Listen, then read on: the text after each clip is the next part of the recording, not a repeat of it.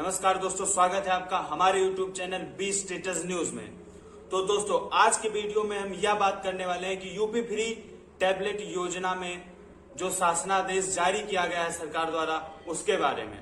तो दोस्तों, यूपी सरकार ने शासनादेश जारी कर दिया है। शासनादेश होता क्या है, पहले हम इसके बारे में जानेंगे। शासनादेश का मतलब हुआ कि शासन द्वारा किसी योजना के बारे में आदेशित करना ही शासनादेश कहलाता है। कोई भी सरकार किसी भी योजना को लागू करने से पहले शासनादेश जारी करके उसके बारे में सारी चीजों को बताती है, जिससे कि लाभार्थी को पूर्ण फायदा मिल सके और लाभार्थी तक वह योजना पहुंचाई जा सके।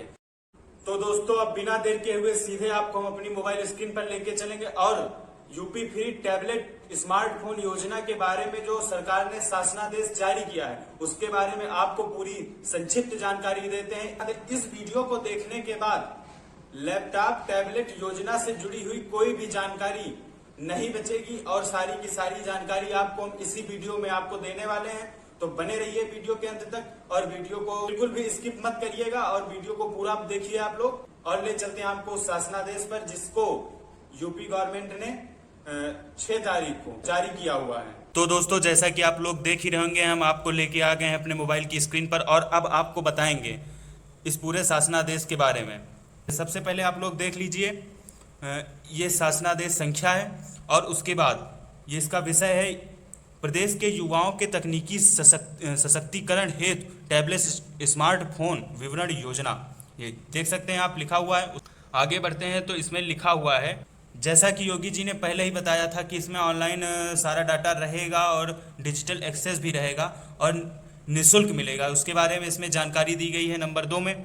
और उसके बाद आगे बढ़ते हैं और दिखाते हैं आपको इच्छित युवा लाभार्थी वर्ग प्रदेश के अंतर्गत स्नातकोत्तर डिप्लोमा, कौशल विकास, पैरा तथा नर्सिंग आदि विभिन्न शिक्षण प्रशिक्षण कार्यक्रमों के अंतर्गत लाभार्थी युवा वर्ग को स्मार्टफोन टैबलेट निःशुल्क प्रदान करने से न केवल उनके शैक्षिक पाठ्यक्रमों को सफलतापूर्वक पूर्ण कर सकेंगे, अपितु उनके उपरांत विभिन्न शासकीय, गैर शासकीय तथा स्वावलंबन की योजना में भी वे इसका सदुपयोग कर सकेंगे और व्यवसाय भी कर सकेंगे, ऐसा इसमें बताया गया है। दोस्तों, इसके बाद बात आती है योजना के अंतर्गत जिन लाभार्थियों को, युवा वर्गों को टैबलेट स्मार्टफोन का विवरण किया जाना है, उनकी संभावित संख्या देख लीजिए। इसमें स्पष्ट रूप से दिया गया है डिप्लोमा, स्नातक, परास्नातक वालों को कितनी संख्या में टैबलेट दिए जाने हैं, देख लीजिए आप लोग।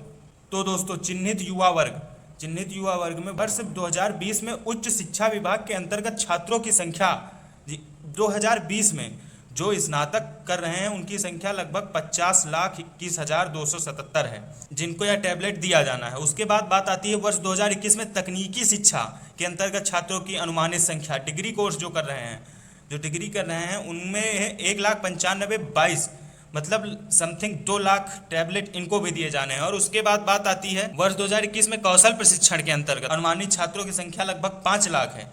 जो कौशल प्रशिक्षण ग्रहण कर रहे हैं उनकी अनुमानित संख्या लगभग 5 लाख है, जिनको यह टैबलेट दिया जाना है। और उसके बाद बात आती है विगत 3 वर्षों में कौशल प्रशिक्षण प्राप्त छात्रों की संख्या, जो 3 वर्ष से कौशल प्रशिक्षण प्राप्त कर चुके हैं उनकी लगभग 3 लाख संख्या, उनको भी यह टैबलेट प्रोवाइड किया जाएगा।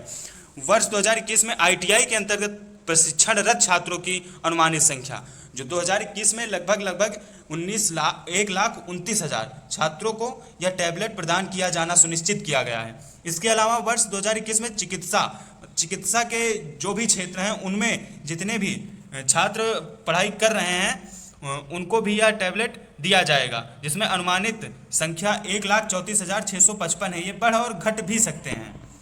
और इसके अलावा वर्ष 2021 में पैरामेडिकल तथा नर्सिंग GNM ANM के छात्रों की संख्या लगभग 1,71,180 है, जिनको भी यह दिया जाना है।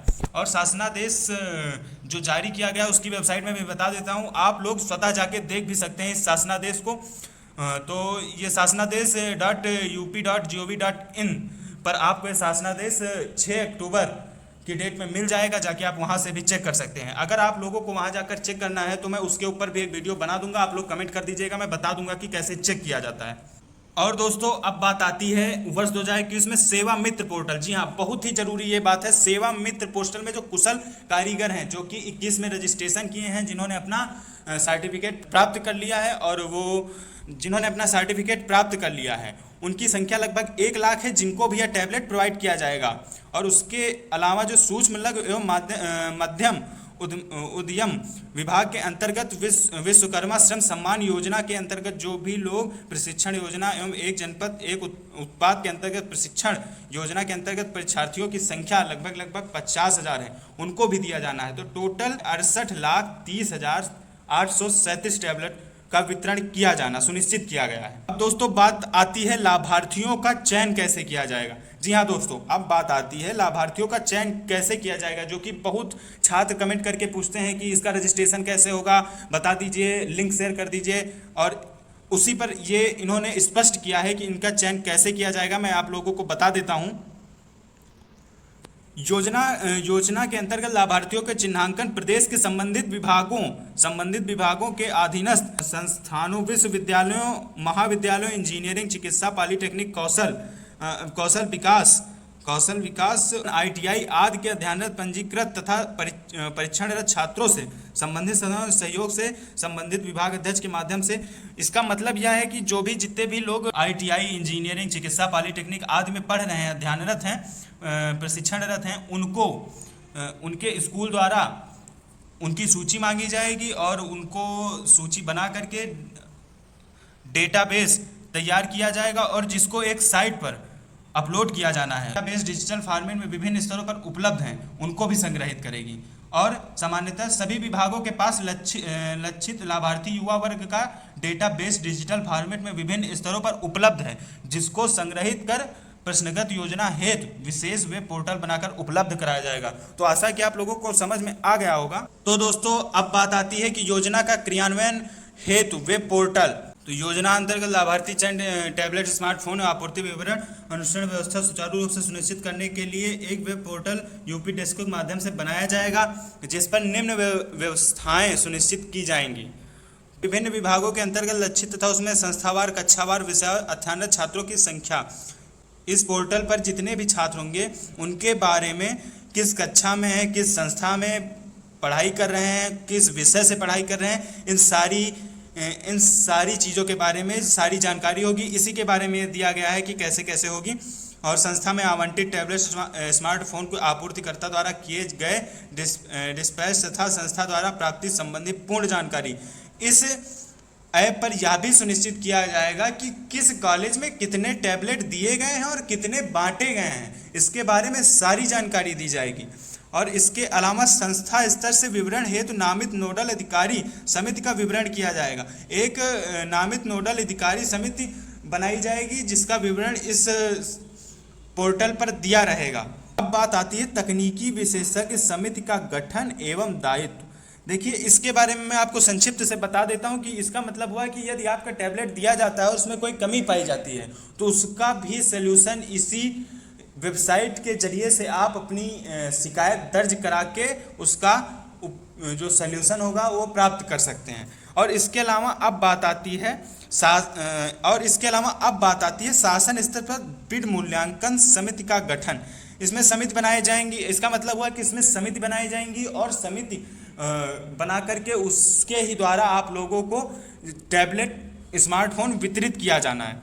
और इसके अलावा परियोजना अनुश्रवण एवं मूल्यांकन समिति का भी गठन किया जाना है। इसमें एक समिति यह भी बनाई जाएगी, आपके डॉक्यूमेंट्स को वेरीफाई करेगी और पात्र अपात्र की पहचान करके वह इस पोर्टल पर सारी जानकारी प्रोवाइड कराएगी यह समिति। और इसके अलावा अब बात आती है नामित कार्यदायी संस्था। जी, इसमें जो बताया गया है कि जो वे पोर्टल बनाया जाएगा वो आपके मोबाइल ऐप्स के आवश्यकता अनुसार निर्माण किया जाएगा। और इसके अलावा अब बात आती है जनपद स्तरीय समिति का भी गठन किया जाएगा।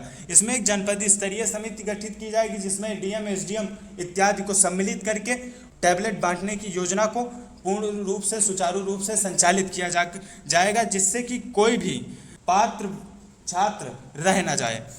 जी हाँ, सूचना विभाग का भी यह दायित्व है कि आपको समय समय पर वो अपडेट करते रहेंगे, इसके बारे में आपको सारी जानकारी देते रहेंगे। तो दोस्तों आप लोग यह समझ ही गए होंगे कि आप लोगों को बहुत जल्द टैबलेट मिलने वाले हैं। तो आप लोग बस तैयार हो जाइए और वेट करिए। हो सकता है 15 तारीख से इसका यह प्रोसेस शुरू हो जाए। जी हाँ दोस्तों, ये एक अनुमानित डेट आपको मैं बता रहा हूँ। 15 तारीख से इसके संबंधित जो भी डाटाबेस होंगे वो सारे के सारे एक पोर्टल बन जाएगा जिसपे अपलोड किया जाना शुरू हो जाएगा और नवंबर के पहले सप्ताह से आपके हाथ में टैबलेट अवश्य होंगे, ऐसा योगी जी का कहना है। तो दोस्तों आशा है कि आप लोगों को मेरा ये वीडियो पसंद आया होगा। वीडियो को लाइक कर दीजिए, चैनल को सब्सक्राइब कर दीजिए और ऐसी ही जानकारी प्राप्त करने के लिए बने रहिए, जुड़े रहिए हमारे साथ। तब तक के लिए नमस्कार। तो दोस्तों एक और जरूरी बात, इसमें एज लिमिटेशन नहीं बताई गई है। इसका मतलब जो इंटर के बाद स्नातक, परास्नातक, नर्सिंग इत्यादि के छात्र हैं उनको टैबलेट दिया जाएगा। इसमें एज लिमिटेशन नहीं होने वाली है और ये आप लोगों के लिए बहुत ही अच्छी खबर है, क्योंकि अगर एज लिमिटेशन होता तो लगभग आधे छात्र इस योजना के अपात्र रह जाते और उनको इस योजना का लाभ नहीं मिल पाता। तो दोस्तों यूपी सरकार ने बहुत ही अच्छा काम किया है और इंटर प्लस, इसमें यह भी नहीं बताया गया है कि इंटर में 65% होने चाहिए, 70% होने चाहिए, ऐसा कुछ नहीं बताया है शासनादेश में। केवल यह बताया गया है कि इंटर के बाद जो BA, BSc, BCom, MA, BA और पॉलिटेक्निक, डिप्लोमा, नर्सिंग, आईटीआई, कौशल विकास से जो पढ़ाई कर रहे हैं और सेवा मित्र पोर्टल पर जो 1 लाख लोग हैं उनको सबको दिया जाए। तो दोस्तों आशा है कि आपको ये पूरा शासनादेश समझ में आ गया होगा। अगर इससे जुड़ी हुई कोई और जानकारी आपको चाहिए तो कमेंट में आप बताइए, मैं उसके लिए भी आपको एक वीडियो बना के प्रोवाइड कर दूंगा। तो दोस्तों अगर यह वीडियो आपको अच्छी लगी हो तो वीडियो को लाइक कर दीजिए और हमारे चैनल पे जुड़े रहने के लिए चैनल को सब्सक्राइब कर लीजिए, जिससे कि आपको नई नई खबरें रोज मिलती रहेंगी और उसमें आवेदन, रजिस्ट्रेशन कैसे करना है ये सारा कुछ मैं आए दिन बताता ही रहता हूँ। तो चैनल को सब्सक्राइब कर लीजिए। मिलेंगे अब नेक्स्ट वीडियो में, तब तक के लिए नमस्कार।